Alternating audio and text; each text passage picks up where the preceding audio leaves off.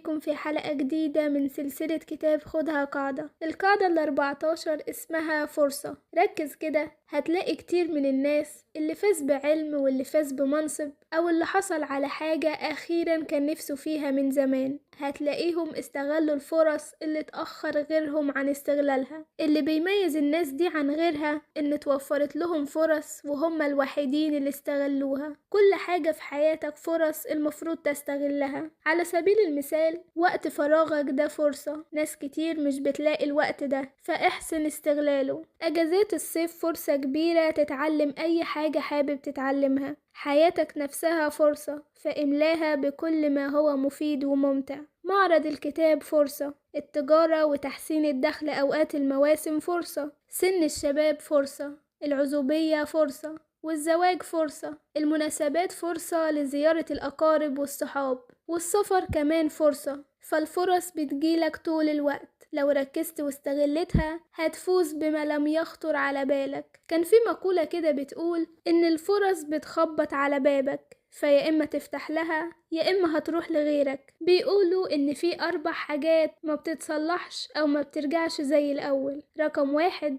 الحجر اللي رميته في المية. 2 الكلمات بعد ما تنطقها. 3 الشباب أو الوقت بعد ما يعدي. 4 مش هتقدر تسترجع الفرصة بعد ضياعها. علشان كده ركز في تصرفاتك، ما تضيعش الفرص من ايدك، وما تتسرعش في إصدار القرارات أو الأحكام على الناس. بدل ما تستخدم كلمة مشكلة استخدم كلمة فرصة. وأخيرا كن مستعد لاستقبال الفرص وما تترددش في استغلالها، واجتهد دايما في استثمارها. كل حاجة في حياتك فرصة، لو ضيعت الأولى ما تفرطش في التانية. وبس كده، أشوفكم الحلقة اللي جاية. باي باي.